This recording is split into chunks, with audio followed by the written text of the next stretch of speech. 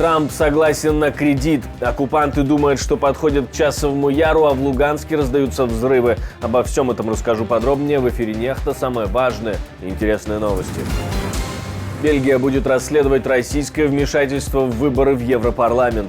Бельгийские разведывательные службы подтвердили существование пророссийских сетей вмешательства. 39 субъектов федерации страдают от наводнений. Министр чрезвычайных ситуаций летает над волнами, видимо, пытаясь разогнать паводок винтами вертолета. Кто определял власть в регионе, как эти деньги выделялись и как они воровались. Теракт в Сиднее, 5 убитых и сотни эвакуированных. Спасибо, что смотрите, спасибо за доверие. Не забывайте ставить лайки, не забывайте оставлять комментарии. Не забывайте подписываться на канал, и все это безумно важно и совсем не сложно. Поехали. Оккупанты заявляют, что захватили Богдановку на запад от Бахмута. В украинском Минобороны это опровергают и говорят, бои продолжаются. Но силы обороны контролируют населенный пункт. Важно, что он расположен на пути к Часовому Яру, одной из промежуточних целей росіян на пути к Слов'янську. Ворог за будь-яку ціну прагне прорвати нашу оборону в районі Часового Яру. З цією метою минулої ночі штурмові групи противника вийшли на північні околиці Богданівки і наразі намагаються закріпитися там. На цей час Богданівка контролюється силами оборони. Штурмові дії противника успіху не мають. Правда о том, что оккупанты заняли Богдановку, пишут не только российские пропагандисты, но и независимые ОСИНТ-расследователи. К примеру, Deep State. Бахмутское направление. Враг атакует в районе Выемки. К***пы заняли Богдановку. Сегодня появилось видео неудачной попытки отбить часть села у врага. П***ры продолжают атаковать пехотой и накатами техники на Часов Яр. Некоторые даже доходят до канала, но пока закрепиться не могут и дохнут. В Ивановском стабильная ситуация. Враг не имеет полного контроля над селом. О том, что на Восточном фронте ситуация становится все сложнее, говорит и главнокомандующий Вооруженных сил Украины. Обстановка на Восточном фронте в последние дни существенно обострилась. Это связано прежде всего со значительной активизацией наступательных действий противника после проведения в России президентских выборов. Главнокомандующий говорит, что российскому наступлению благоприятствует сухая погода, которая сделала местность доступной для танков оккупантов. Во временно оккупированном Луганске раздались взрывы, черный дым. Некоторые эксперты сравнивают с дымом от горения нефтепродуктов, но ряд телеграм-каналов уже написали, что удар был произведен по скоплению российской техники в районе Луганского машиностроительного завода. Оккупанты в своих пабликах пишут о попадании ракет «Таурус». Официальных заявлений от Минобороны Украины на момент записи видео не поступало. В 39 российских регионах более 12 тысяч домов остаются затопленными, пишет МЧС России. Глава министерства даже совершил облет, чтобы посмотреть на затопленные земли. Интересно, может он что-то сделать или тут только к Путину вопросики? Многие понимают прекрасно, кто кого назначал, кто определял власть в регионе, как эти деньги выделялись и как они воровались. Но в данном случае есть, скажем, такой институт челобитных. Да? В диктатурах всегда работает именно такой институт. Но он как не настоящий, а неформальный институт. То есть ты в какой-то момент, когда к твоей проблеме приковано внимание, если ты хочешь решить свою проблему, ты должен написать челобитную царю. Со всеми, так сказать, соответствующей стилистики. Потому что если ты выйдешь и будешь говорить «Путин, мерзавец, уходи», значит, твою проблему никто не решит. Люди это прекрасно понимают, поэтому они играют, собственно говоря, по правилам той системы, которая в стране сложилась. Поэтому я бы это действительно назвал таким неформальным институтом челобитных. Единственное, что работает в условиях диктатуры. Потому что за протест тебя посадят, на выборах тебе все равно никакого выбора не предоставляют. Значит, понятно, что если ты начнешь собирать какую-то там протестную акцию, то закончится все то же самое, как и в Башкирии для организаторов. Первые обвинения в сторону Казахстана уже звучат. Нужно искать виноватых, а центральная власть виноватой быть не может. Это Казахстан сильно часто воду сливал. Сброс воды с водохранилищ в Казахстане по-прежнему в 45 раз выше нормы. Длина волны, идущей на курган, составляет от 30 до 50 километров. Премьер-министр Бельгии настаивает на проведении расследования о вмешательстве в предвыборную кампанию в Евросоюзе со стороны РФ. В Европарламенте заслушали отчет разведок, из которого следует, что Москва пыталась повлиять на процесс выборов, используя сразу несколько шпионских сетей. Премьер-министр Бельгии, которая сейчас председательствует в ЕС, утверждает, что расследование в первую очередь чешских властей показывает, что Россия обращалась к членам Европейского парламента, платила им, чтобы продвигать здесь российскую повестку дня. Бельгийские разведывательные службы подтвердили существование пророссийских сетей вмешательства, которые действуют в нескольких европейских странах, а также здесь, в Бельгии. По данным нашей разведки, цели Москвы предельно ясны.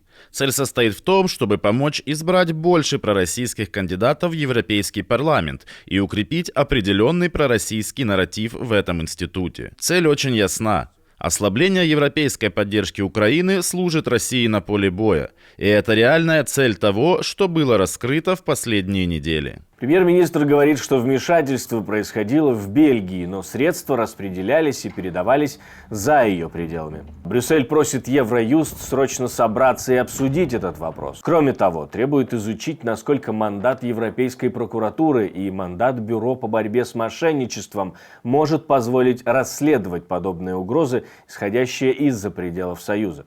Если сегодня мандат не подходит для этого, Де Кроо предлагает его расширить.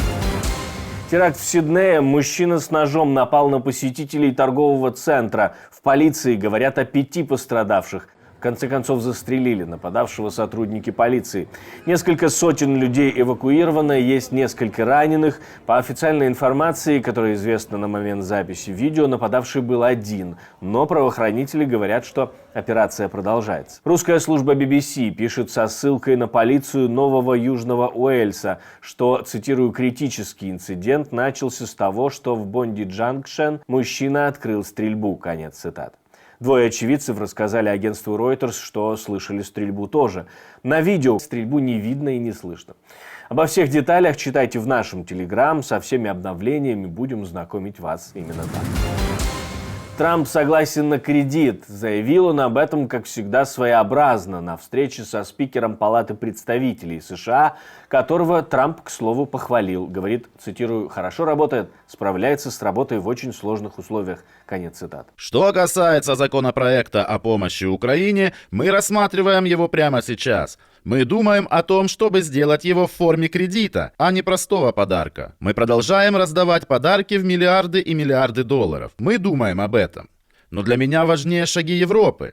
Они должны давать деньги, им нужно сравняться с нами. Если они этого не сделают, я буду очень разочарован. Трамп также осадил еще одну конгрессвумен Марджори Тейлор Грин, фактически из-за которой в отставку был отправлен предыдущий спикер. И она угрожала повторить тот же ход с Майком Джонсоном. Но Трамп его похвалил, а она написала в Твиттер, в соцсети X, что уважает Трампа, но не уважает Джонсона. Словом, появился шанс на то, что помощь для Украины таки будет проголосована. Очевидно, что если это будет кредит, то придется получать согласие снова в Верхней Палате, в Сенате.